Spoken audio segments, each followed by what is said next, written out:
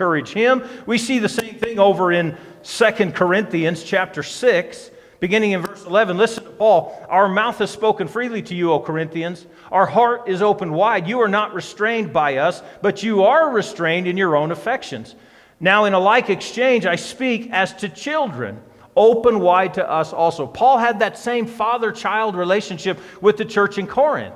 And he says amazing things to them, especially given the problems that were in Corinth. Remember the first letter? It's just one problem after another. But here Paul writes, man, you're my kids, you're my family, and I'm so encouraged. And that's not all he says. In chapter 12 of this same letter, 2 Corinthians chapter 12, verse 14, Paul says, here for this third time I'm ready to come to you, and I'll not be a burden to you, for I don't seek what is yours, but you. Now listen, for children are not responsible to save up for their parents, but parents for their children.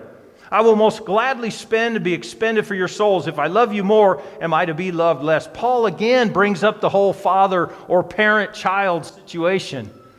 I want to be encouraged by you. I want to see you.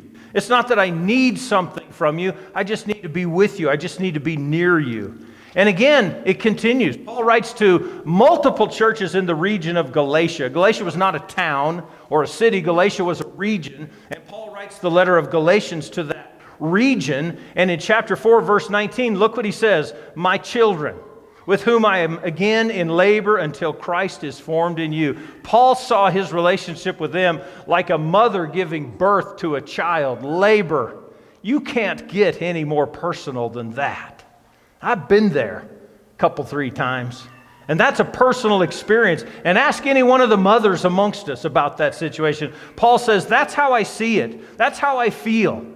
I feel like I'm in labor with you. That relationship is intense and it's personal. But one final in Philippians, it's the same thing. We see it again and again. Paul had relationship with Christians all over the place. Philippians 1 verse 7, for it is only right for me to feel this way about you all, because I have you in my heart, since both in my imprisonment and in the defense and confirmation of the gospel, you are all partakers of grace with me. For God is my witness, how I long for you all with the affection of Christ Jesus. I have you in my heart. What do you keep in your heart, church? It's the precious things, the precious people. And Paul says to the Christians in Philippians, that's where you live. You live in my heart, because of the relationship that we have. Chapter 2, verse 17, one final one. But even if I am being poured out as a drink offering upon the sacrifice and service of your faith, I rejoice and share my joy with you all. You too, I urge you, rejoice in the same way and share your joy with me. Man, the relationship is obvious in Paul's letters. The relationship is obvious. He knew these people. He loved these people. So I come back to that statement I made earlier. Have you ever had someone tell you, I'm not sure Paul was all that popular. You know, he was impressive in his letters, but in person, not very impressive. That's in the text. But I heard people say, I don't think people cared for Paul that much. Oh, yeah? How about this text? Acts chapter 20. When he'd said these things, he knelt down and prayed with them all, and they began to weep aloud and embraced Paul, repeatedly kissed him, grieving especially over the word which he had spoken, that they would not see his face again, and they were accompanying him to the ship. Do you do that for just anybody? You know, you make a purchase downtown and then you realize I may not get back to this store. Or maybe you're on vacation and you eat at a restaurant and you're getting ready to leave and you realize we may never be here again. And so you begin to weep out loud and hang on the waiter who served you so well because you're so sad that you don't do that with strangers. You don't do that with situations. You do that with people you have a relationship with. I'm touched as I recall the departure from myself and Willie Franklin and Joe DiGiorgio. We had gone to Papua New Guinea to visit people that Joe and Willie had ministered to for years. And we were getting ready to leave, and I remember grown men hanging on Willie and Joe and weeping out loud because they weren't sure they would see him again. And it wasn't because they're just puny little Papua New Guinean people. It's because of the relationship they had. I'm glad that 2 of my daughters live here because saying goodbye after some time together isn't very pleasant. We had our family week this year, and 2 of the daughters we had to hug and say goodbye, and all the kids and the sons-in-law. But 2 of them got in the cars and drove back to Cody with us. That's pretty sweet. But a lot of you have family, and you don't get to see them very often. And when it comes time to go, some of us are bold and strong and we don't need to weep, but we're hurting inside. And it's because of relationship. Paul had relationship with people. You know, Paul wasn't the only one either. The other biblical writers that we could follow, we see the same thing. How often does the aged Apostle John refer to the church as my little children? That's just a catchy little phrase he used. Oh, what could I call them? I guess I'll go with my little children. No, he felt that way about them. John had grown old, and they were his children. And what better news can we receive than that our children are being faithful and they're walking in the ways of the Lord? That's such a true statement to make. So John obviously had that relationship. Peter had that relationship. Even Jeremiah in the Old Testament. This is a real interesting passage. Clear back in Jeremiah 13, verse 15. Listen to this. Listen and give heed. Do not be haughty, for the Lord has spoken.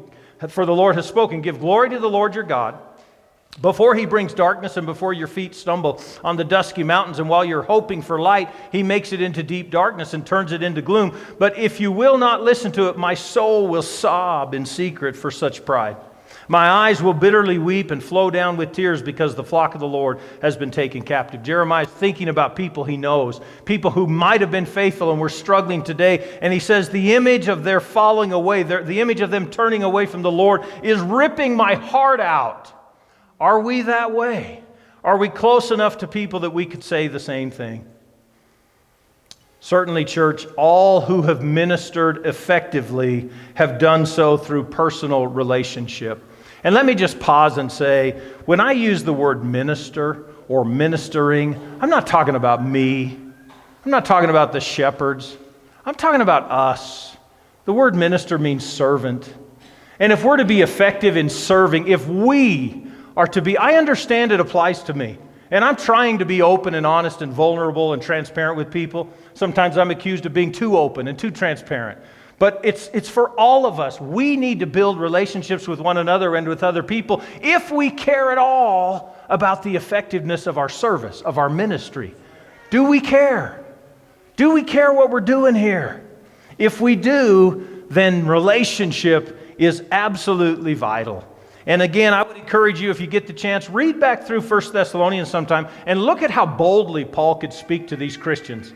We don't need to do that together. You go and you notice that, and what you'll see is some amazing things that Paul was allowed to say and exhort them about because of that relationship.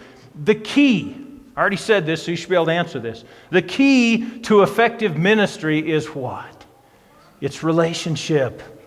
It's relationship. And if you've been a Christian for 10 years, for 20 years, for 30 years, for 40 years, for 50 years, can I keep going? For 60 years. And the honest truth is, your Christian walk really doesn't involve much close relationship with people. Then as gently and truthfully as I can say it, you've missed it. You've missed it. And it's time to start again. It's time to build relationship. It's time to have someone in your home. It's time to share honestly. Scott shared with the leadership at the beginning of our meeting this week, and he was talking about, I can't even remember where we were. Is it Peter who talks about speaking honestly in love? And he was saying, it doesn't mean I look at Jimmy and say, man, Jimmy, you need to trim that goatee. It looks terrible today. You know, that kind of honesty. It means telling Jimmy, I'm hurting today. I'm not sure I can get through today. I need guys to get with me and pray with me because I'm not sure I can take another step. That's the honesty. It's me being honest about me, not me being honest about how I think about you. That may come into play some, but that's part of being what the Lord intended us to be. And if we're that way with one another, we will be that way with people in the world, and they'll see Christ in us. And I've decided that the mission of the church is to be Jesus in the world. Because Jesus was all about seeking and saving the lost. And if we're being Jesus in the world, then we will have that impact. We need to understand that relationship makes our ministry effective. So that leaves me with one question. And so that you're not distracted by all the beauty, let me put it to you this way. How are we doing?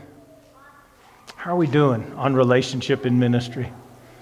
Is it a room with improvement? Is there potential for growth? How about beginning today? If you're going to stick around and be part of the potluck, how about sit with someone you don't know very well? Because I know how it plays out. Oh, there's so-and-so. Oh, can we sit here? Or if whole families sit together. Sorry, this is like my family. We'll all get a couple tables. Sorry, you can't talk to either of my kids or my grandkids or anything. How about trying something different at the potluck? How about pick out a spot, someone you've never even talked to, and go sit there? And then during the prayer time, think about that. Maybe when you're praying, because we're all going to pray silently at different times, pray for some of those people that you hope to get to know. Maybe someone you sit at the table with and eat with and you learn something about, and then a little bit later when I'm asking you to pray for one another, you can pray for that person and you'll actually know something. It's not too late. It's never too late. Do we want it? Is that what we want? It's what I want. It's what I want. If there's enough of us who want the same thing, then we're going to have an impact. We're going to make a difference. Let's stand and let's sing. And if we can encourage you in some way, won't you come and let me know? We'll pray right now or later, but won't you come while we stand and while we sing? How